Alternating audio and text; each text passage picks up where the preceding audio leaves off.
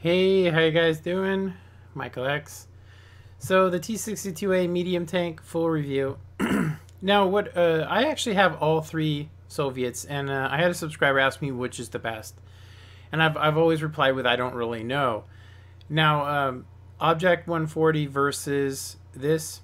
Now, this is going to sound strange, but this basically has a Motherland's hull, or maybe a T-54's hull with a really super OP turret.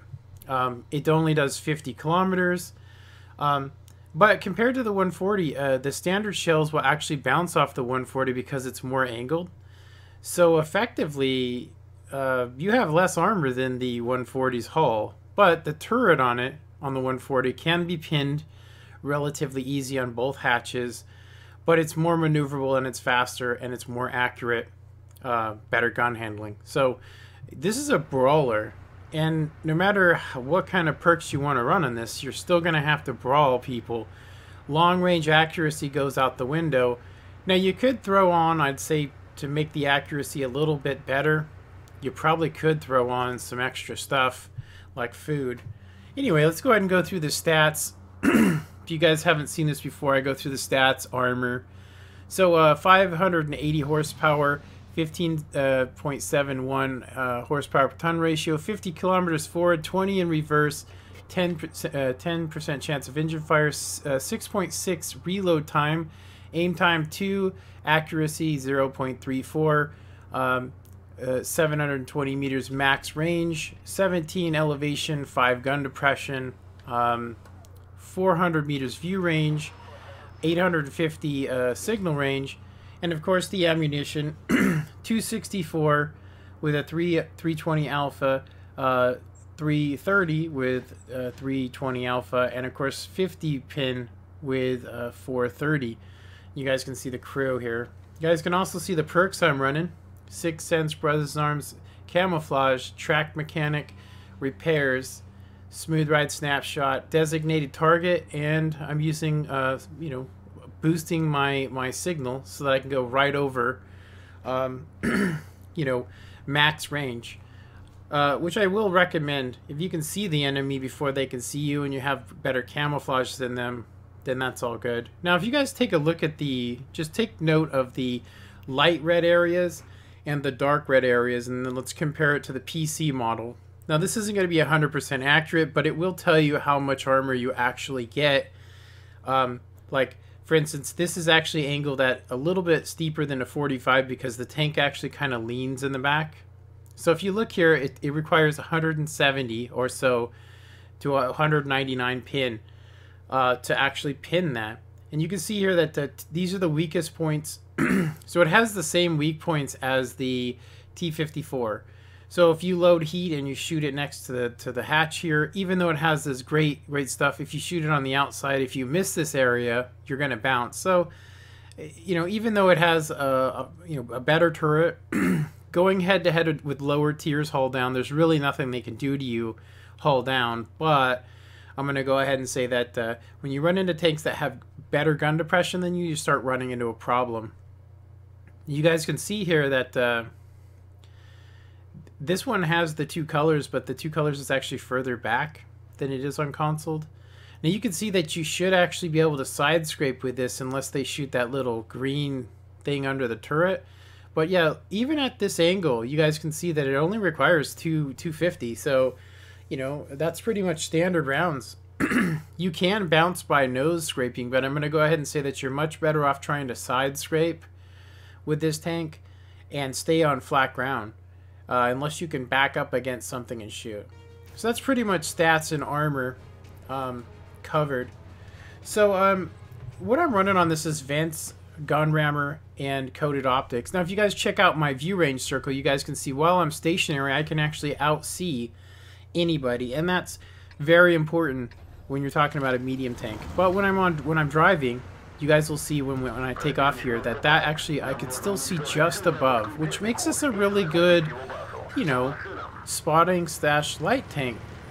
Meaning you can use it as a light tank, kind of. I mean, it's still a medium. A medium is designed to go out and scout and use two-purpose roles, right? Should be able to engage.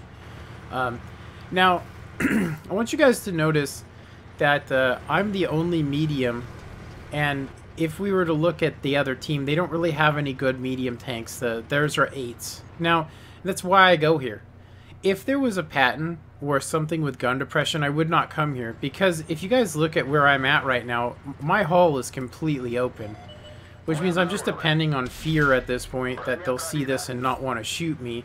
But I'm going to see even that tier 8 could pin my hull with APCR. Now, you can see that I was actually able to get into an area where I could back up, and if he was to hit me, it's going to make my armor is going to be it's just going to be angled better. But it's only a tier 8. So this is really the only time that you don't have to worry about, you know, like as long as he can't hit my hull, there's nothing he can do to me. But I'm going to go ahead and say that this last week I've had people literally YOLOing me constantly, and I think it's because they know I'm a YouTuber. Now I'm like, I would change my gamer tag or something, but you can see it. Now I could obviously put something on and record most of my videos and overlay something over it so nobody could see see my gamer tag, and I could change it to something so people stop YOLOing me. But, you know, it's not like they send me anything and then send me a message. So I don't know what's going on. I've been getting focused by artillery. I've been getting focused by clans. Just crazy. Yeah, so this game actually, if you guys look at the left, most of the bulk of our force went left. We do have a couple guys, and then we got some guys that are trying to cut through the center to flank the group, you know, the group over there, which I made them pay for that. So, Waffle E100. So, like I said, tank destroyers with this vehicle, and this is from my personal experience, the lack of maneuverability and the lack of speed in this tank, having 5 more and better horsepower is better. Now, I'm pretty sure when I come around this corner that he's, you know, fired every shell. He's not even looking at me. I don't know why. I was only able to land 7 pins so far, which is actually pretty good considering that we're only 3 minutes in. I've actually done 13 pins in a game in less than a minute, you know, which is crazy. That's insane because, you know, shooting every 5.4 seconds or 5.56 is crazy. So, just like they were going to flank, now that it seems like I rule the center and we have the overmatch, most of the guys that sat back on the right side are not doing anything. And I was going to make a video here in the next week about overmatching and how you guys should actually play the game in situations like what I'm doing right now.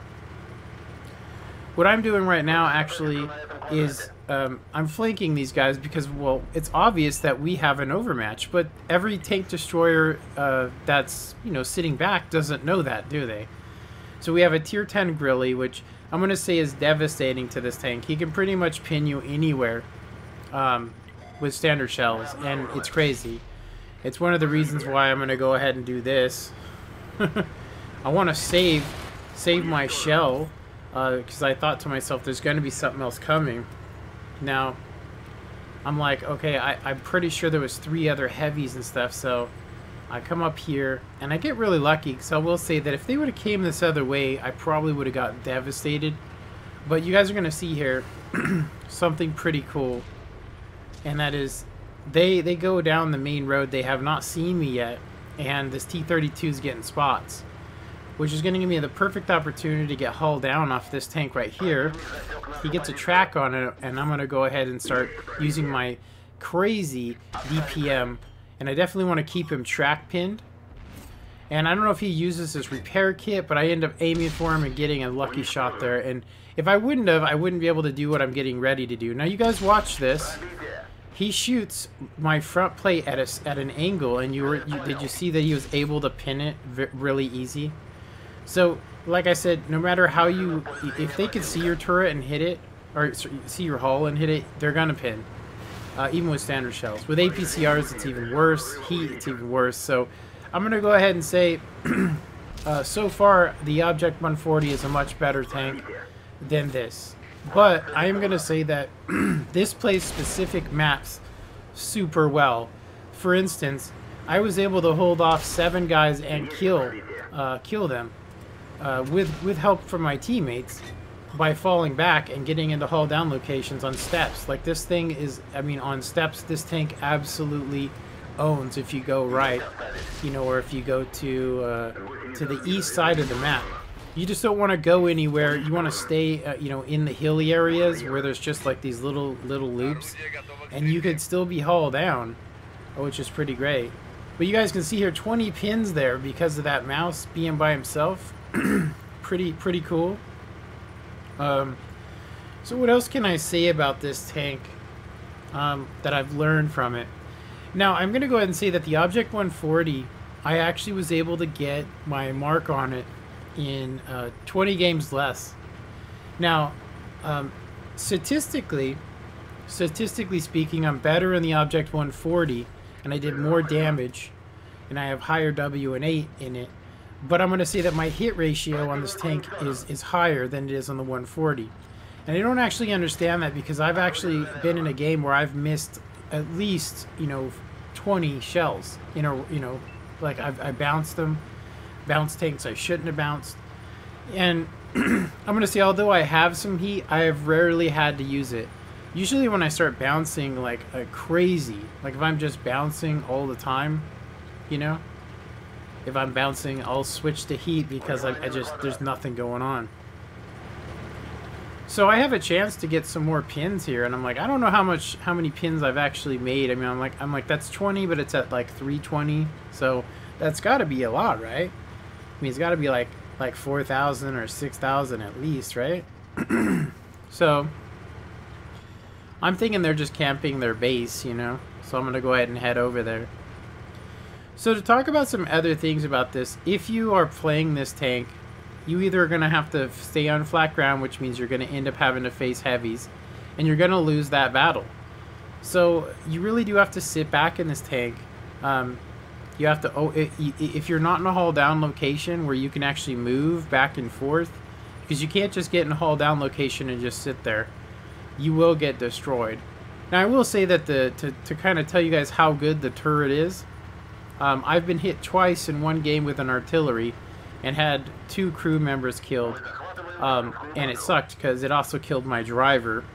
So I had to pick one of them. I picked my commander, which was a wise choice, but I just kind of putted around a map, and then we ended up winning, but it was a long game. And I'm going to go ahead and say that something that I probably should do, and I'd recommend if you guys can afford it, or if you have a bunch of free, you know, full med kits, I'd run them, because I've had in this tank I've actually had, you know, my driver killed and the commander killed by artillery, you know, almost constantly, it seems like.